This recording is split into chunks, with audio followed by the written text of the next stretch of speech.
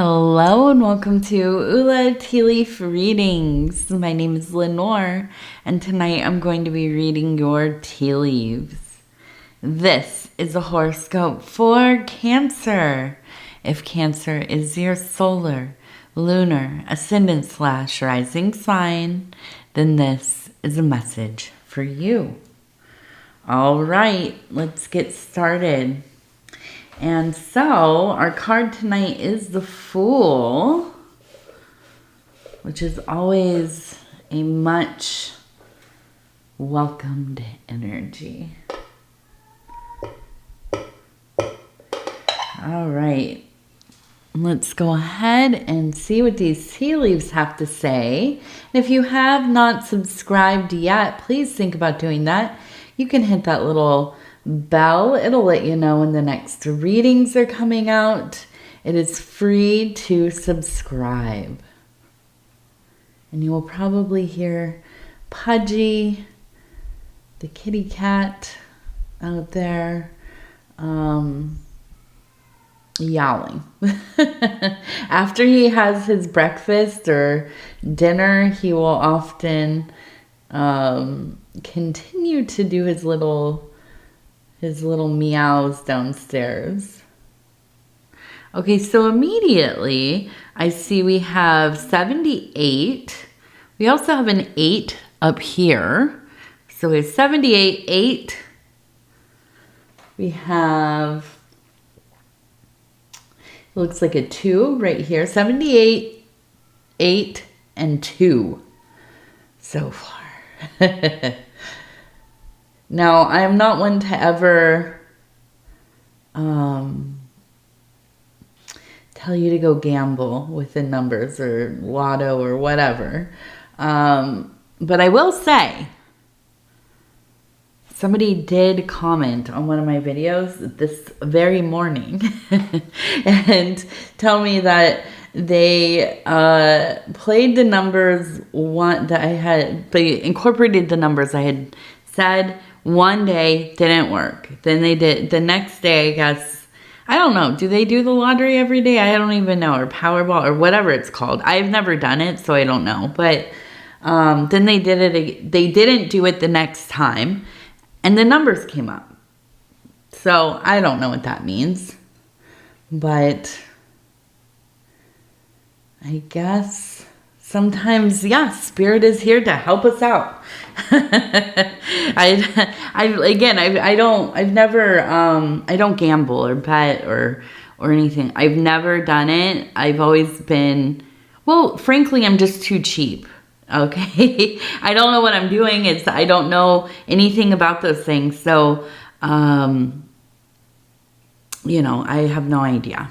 So I can't give you any advice, but I'm just telling you what I read in the comments. Okay, so we have a cat right here.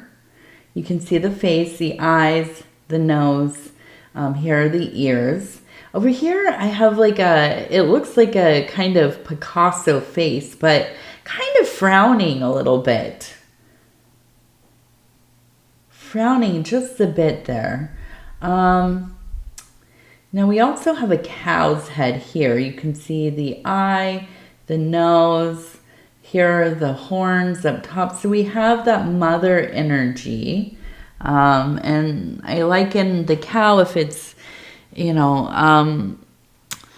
liken the cow unless it's obviously a very pronounced bull. Then usually we relate that maybe to Taurus. But it is often related to Hathor.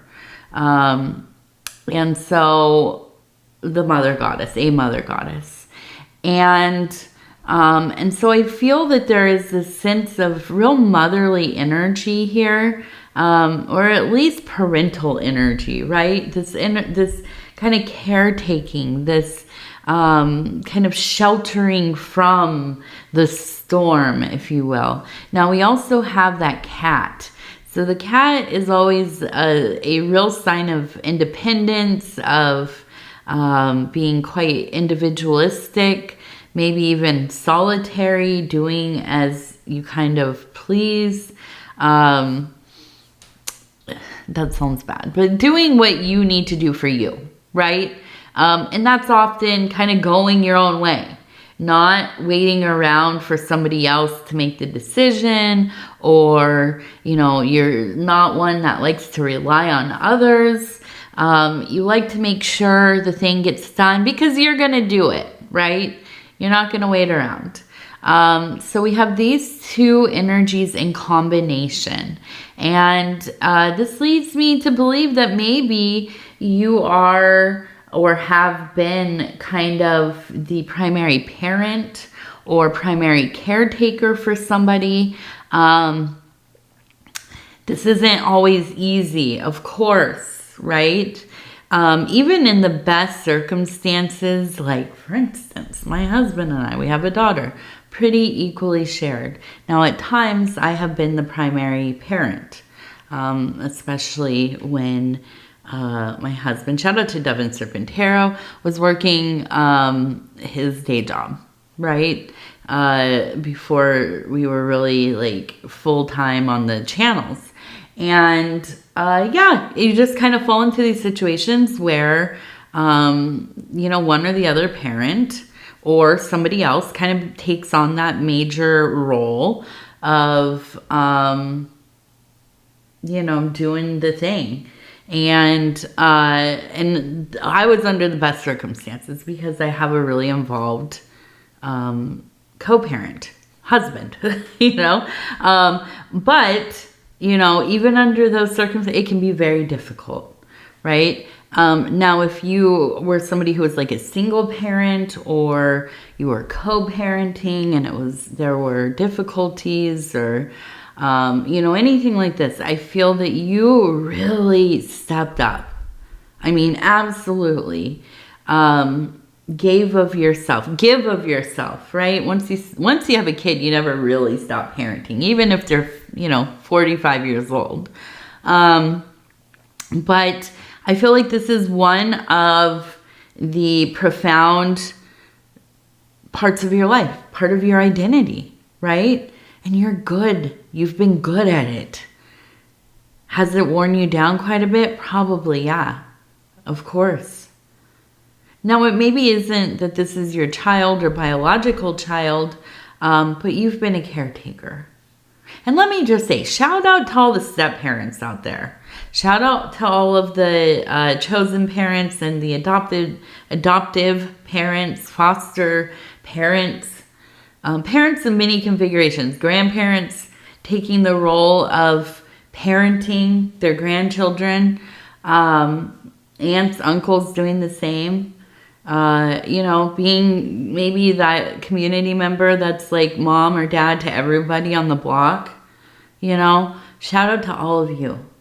It's a thankless job, but we all must do it. We all, well, not every single one of us, but generally, right, as a community.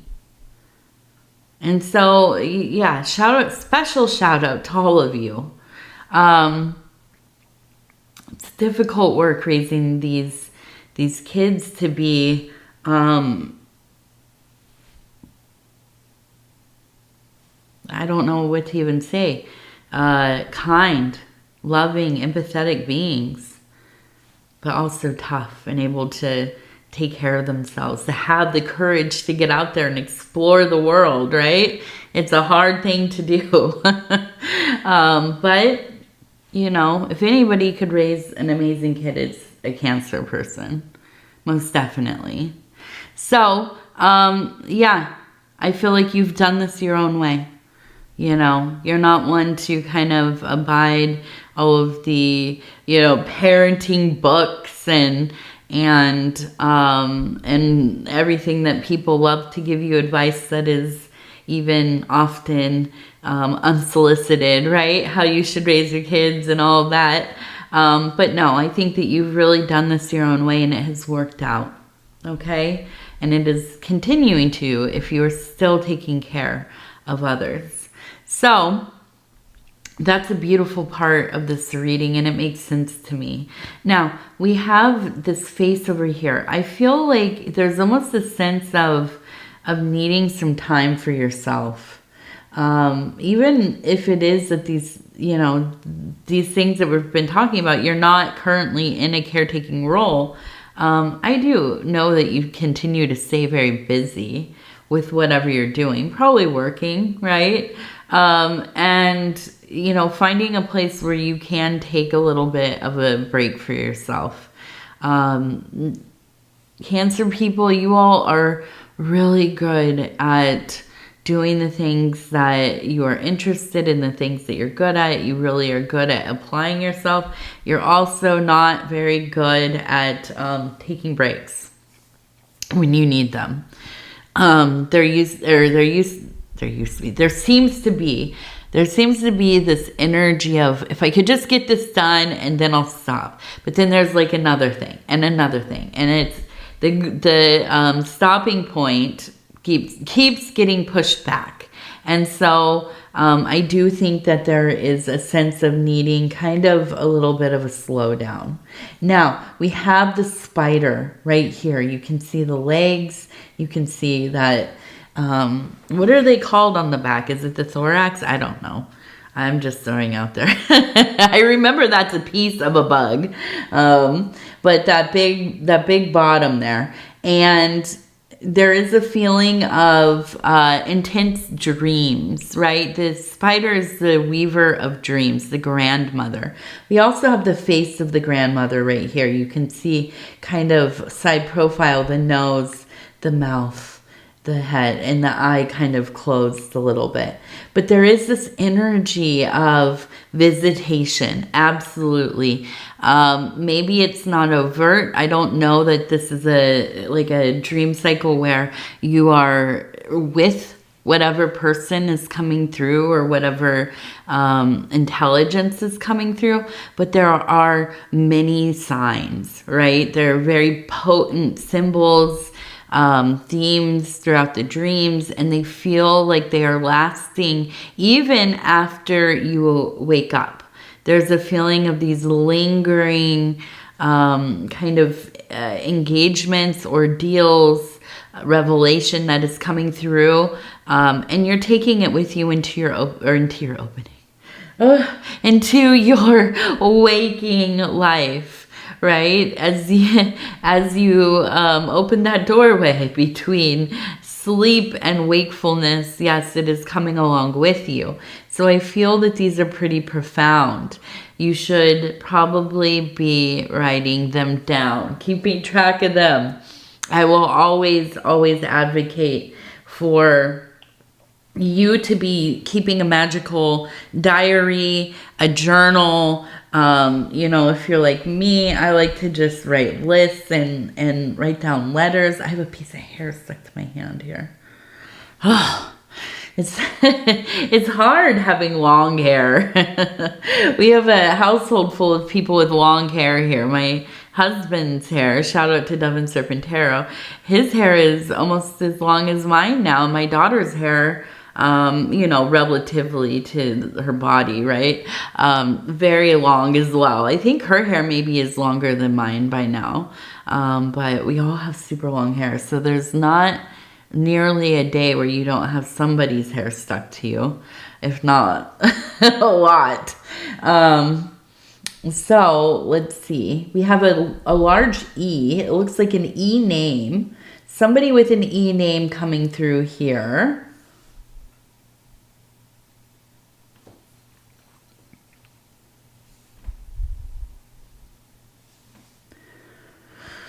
Okay.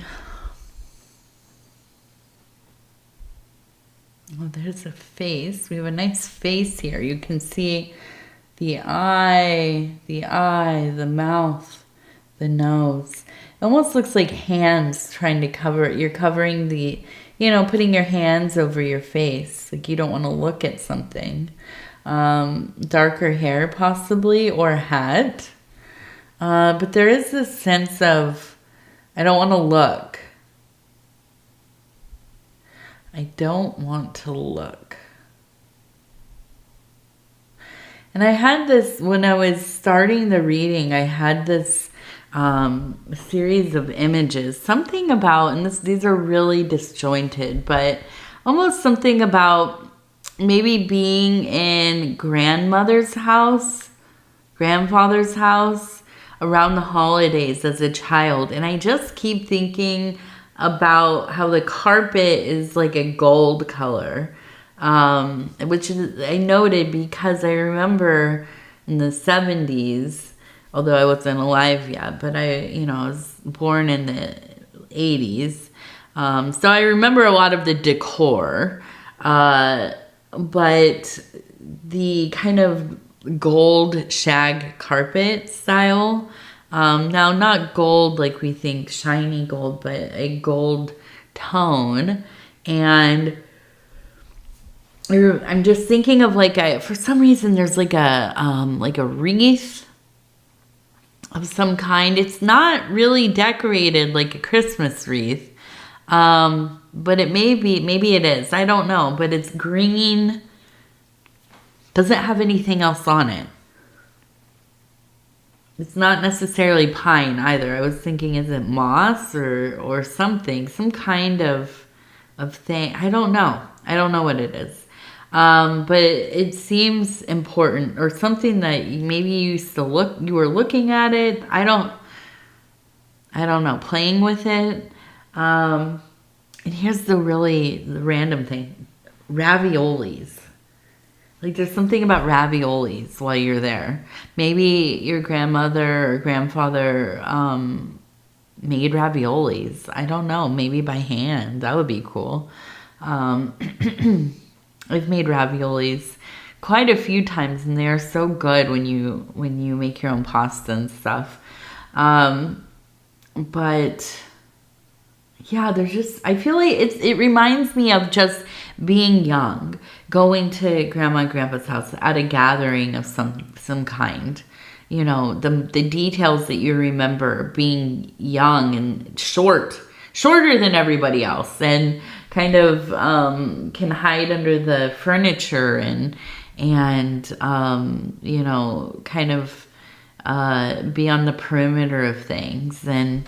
And so anyways, I don't know, that came through. But there's this feeling here of closing my eyes. I don't want to see this thing that is happening. But I almost feel like it's somebody's behavior. I don't want to see, I know that it's not good, but I don't want to see it. I don't want to pay attention to it. I'm just going to ignore it. Is kind of the feeling. Now, we have M and N. M-N.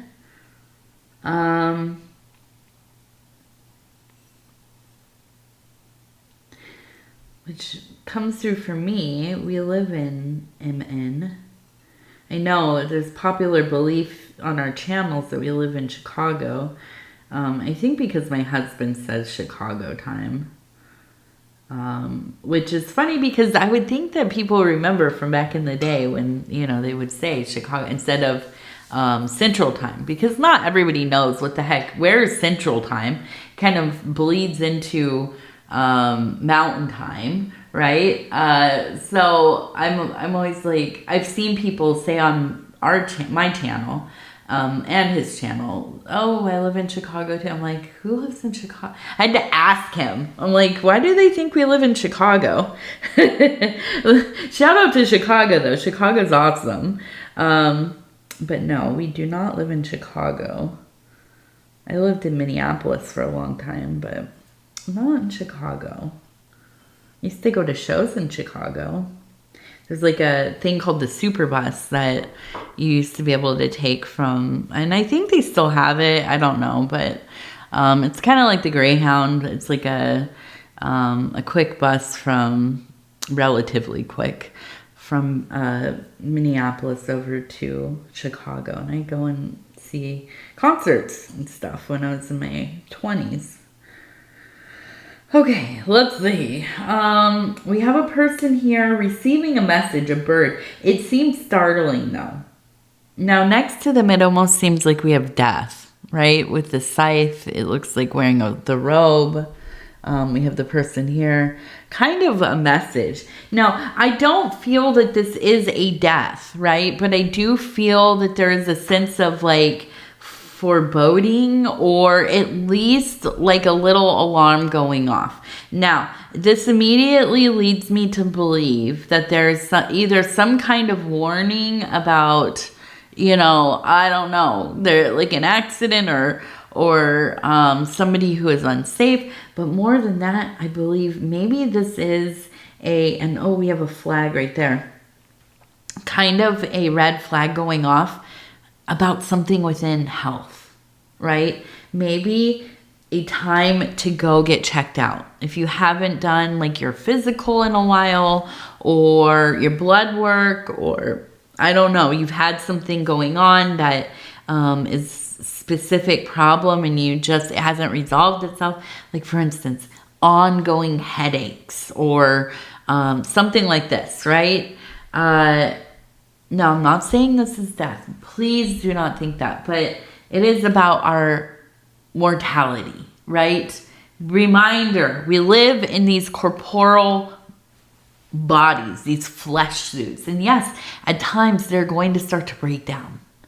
Oh, do I feel that ever more? I've never felt it more than right now in my life. I'm in, pretty good health. I'm a little overweight, yeah, and my blood pressure sometimes is a little high. But, pretty good. But you know what? I am slowing down. Absolutely. And you might say, Lenore, you're 40 years old, or just about. You're too young to be slowing down. Well, you know what? I am. And I can feel it some days. It just absolutely, you just do. You start to slow down a little bit. But you have to listen to your body. And I know how expensive it is to be able to go to the doctor. It is a privilege. Absolutely. It shouldn't be. It shouldn't be, but to have access to a doctor, and even if you can afford it, or have, the insurance that might cover most of it or all of it or whatever, finding an appointment that works is difficult too.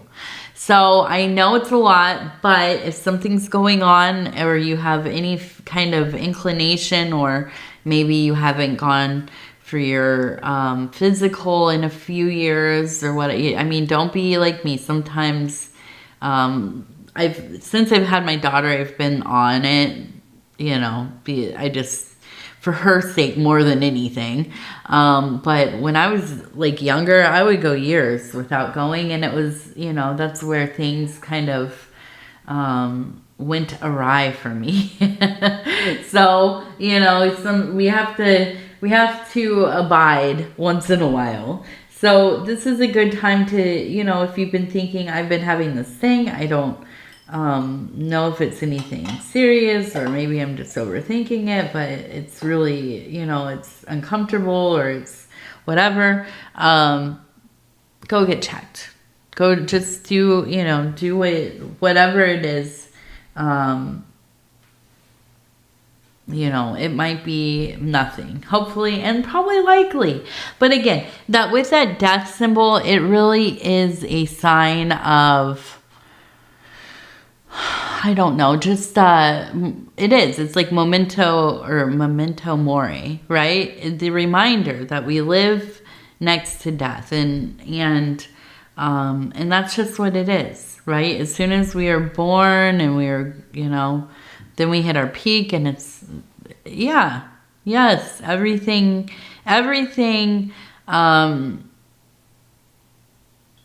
transmutes itself, and if we like that or not, it will be ever changing. And so, don't be the fool about it. But I don't know, we didn't even talk about the Fool that much today. I didn't get a lot of Fool energy, to be honest. Although, I think that maybe within that area where we're talking about taking a rest, maybe this is it. Maybe sometimes it's like you got to let go of that, that clutch you have on whatever you're doing, whatever you're really into right now. Taking a little bit of a break for yourself so that you may be able to recharge. you know, letting go of some inhibitions for a few minutes there. Okay, so we have the divine doors. Okay, and I'm just going to go ahead. This hair is just, yes. All right. I'm going to go ahead. I'm going to flip through. I'm going to stop where it feels right. Yes, yes, yes. Okay, and it says intuition, simple, complex, words of pain or words that heal. You come to know truth by the way it feels. You come to know truth by the way it feels. Yes, absolutely. You can tell me I'm wrong all day long, and that very well might be, but what I feel is real to me, right? That intuition that I have, I will never disagree with it. I might not choose to follow it because I'm real good at choosing against myself. But yeah, you just know. You do know. The work is in learning to listen to yourself, right? Okay, so Cancer, I love you. You know this. I absolutely love you from all places in my heart. And I thank you for spending this time with me. It is always such an honor to be able to bring these messages to you. And if you would be so kind as to like the video, it really does help the channel a lot. And if you haven't subscribed yet, please think about doing that. You can hit that little bell. It'll let you know when the next readings are coming out. It is free to subscribe. And if you would like to leave a comment, please do. I'd love to hear from you. Now, I put up a community post where I went over the artists of these pieces here. Please go check them out. Go check out their Etsy stores. I'm not affiliated with them in any way, but the art that I get to interact with every day is such a blessing. And I just wanted to definitely shout out the artists and the people that run the shops, who I think in each case are the artists themselves. So, and this one comes from a person named Alex, who is a brujo, and so a practitioner of magic, which, yeah. And yeah, so anyways, go check that out. All right. I love you, Cancer. We'll talk in a few days. Good night.